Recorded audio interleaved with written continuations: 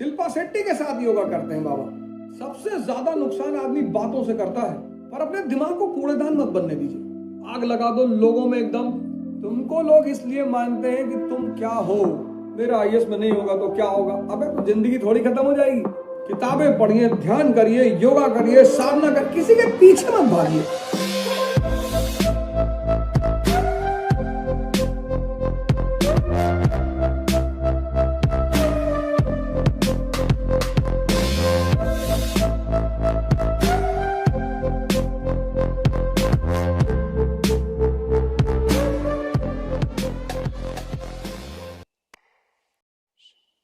राजा के बेटों में अगर सपना है तो उनमें लड़ने की क्षमता कम होती है, क्योंकि उन्होंने ऑड नहीं देखा होता है।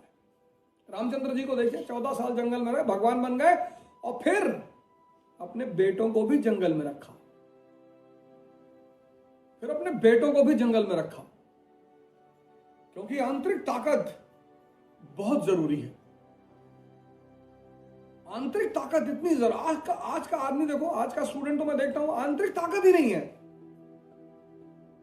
वो ऐसी सी बातों से घबरा जाता है, ऐसी सी बातों से। मेरा आईएएस में नहीं होगा तो क्या होगा? अबे तो जिंदगी थोड़ी खत्म हो जाएगी। कुछ और अच्छा करना, इलेक्शन लड़ जाओ, एंटरप्रेन्योर हो जाओ, बिजनेस करो।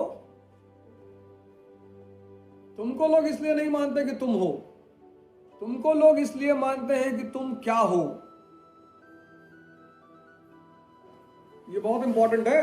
ये भ्रम 95% लोगों को रहता है कि लोग मुझे मानते हैं। कोई नहीं मानता।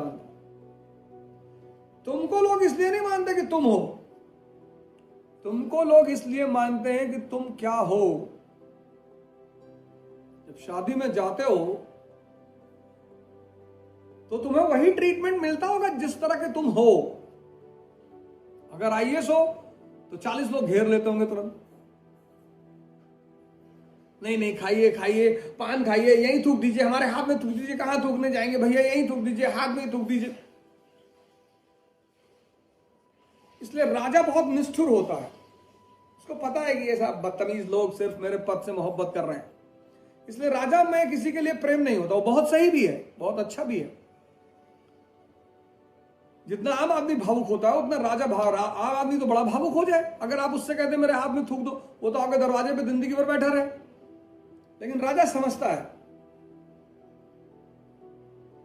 इसलिए राजा बहुत लोड नहीं। इसलिए जब आप किसी राजा के पीछे भागते हैं ना, तो आप अपना टाइम वेस्ट करते हैं। आप उस टाइम को अपनी इंपावरमेंट में, किसी के पीछे मत भागिए। जिंदगी में किसी के पीछे मत भागिए।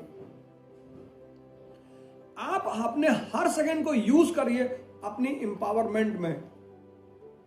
किताबें पढ़िए, ध्यान करिए, योगा करिए, साधना कर, किसी के पीछे मत भागिए। और जैसे जैसे ताकतवर आप होते जाएंगे, लोग आपके चारों तरफ इकट्ठा होते जाएंगे। बाबा रामदेव को देखिए, किसी राजा परिवार से है नहीं, किसी सामंत के बेटे हैं नहीं, किसी ब्यूरोक्रेट के बेटे नहीं। उस आदमी ने अपनी पूरी ताकत अपने ऊपर लगाई और आज पूरी दुनिया उस आदमी शिल्पा शेट्टी के साथ योगा करते हैं बाबा। आपको तो ऑटोग्राफ भी ना दे। सदगुरु को देखिए, उस आदमी ने अपनी पूरी समय बहुत जरूरी चीज है, अपने ऊपर दीजिए, अपने ऊपर दीजिए। कुछ नहीं है, योगा ही करते रहिए, ध्यान करते रहिए, किताब पढ़ते रहिए। 24 घंटा कुछ ना कुछ क्रिएटिव होता रहना चाहिए कि आपके उस कर्म से आपको एंटरटेनमेंट भी हो और आपकी ताकत भी बढ़े। और कोई ना भी बुलाए तो कम से कम खुद में तो मस्त हैं। बहुत लोगों के पीछे भागते हैं, वो कार्यकर्ता बनकर रह जाते हैं जिंदगी में। मैंने एक से एक कार्यकर्ता देखे, 30-30 साल से कार्यकर्ता, 40 साल से कार्यकर्ता, 40 साल से कर्मठ कार्यकर्ता, 40 साल से कांग्रेस के कर्मठ कार्यकर्ता। जो लोग बीजेपी के लिए काम करके मर गए, जब बीजेपी पावर में है, उनमें से किसी को टिकट ही नहीं मिला। दिल्ली में केस देखिए आप, किरण बेदी जी को मुख्यमंत्री का उम्मीदवार घोषित कर दिया गया था, उसका फायदा मिला अरविंद केजरीवाल। वो बंदा अपने आप में कंसेंट्रेट करता रहा।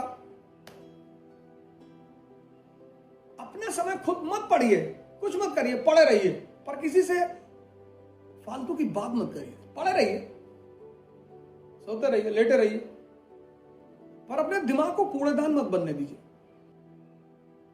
क्योंकि बुरा इस दुनिया में कोई है नहीं, अच्छा इस दुनिया में कोई है नहीं। अगर आप इस मुद्दे पे डिस्कशन करते हैं कि फला आदमी बुरा है, तो आप बहुत घटिया काम कर रहे हैं। कुछ सब इंसानी फितरत पे जीते हैं, हम सब इंसान हैं।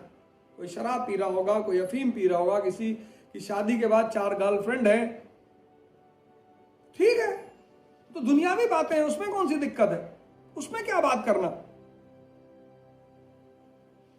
सत्संग हो रहा हो, धर्म की चर्चा हो रही हो, ध्यान की बातें हो रही, वो बातें हैं।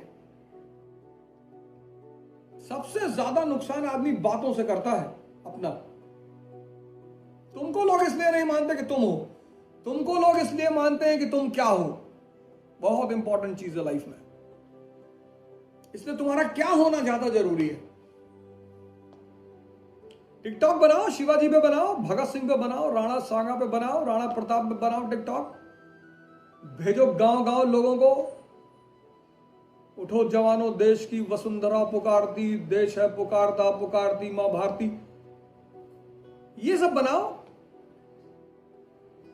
भगत सिंह की कहानी सुना दो, कुछ शिवाजी की सुना दो, कुछ अकबर की सुना दो, कुछ अशोक की सुना दो, नेपोलियन की सुना दो, आग लगा दो लोगों में, एकदम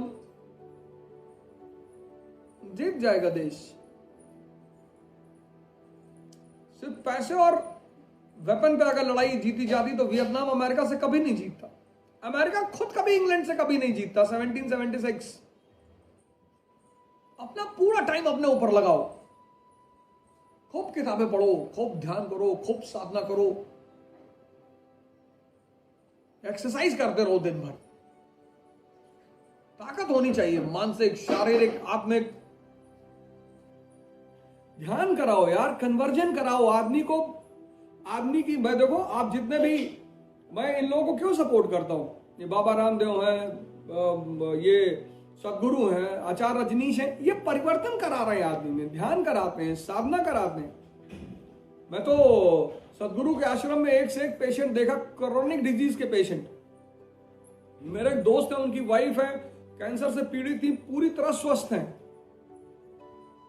बाबा रामदेव के आश्रम में मैंने एक से एक क्रॉनिक लोगों को देखा। अपना आपका धर्म है ना, उसे आप पब्लिकली एक्सपोज करिए, गैर लोगों को भी बुलाइए। जैसे मुसलमान जमाती हैं, इनको गैर हिंदू, गैर मुसलमानों को भी बुलाना चाहिए। धर्म पे तो चर्चा कर रहे हो। बाबा रामदेव के आश्रम में किसी पे कोई बैन नहीं, सदगुरु पे कोई बैन नहीं, कहीं नहीं।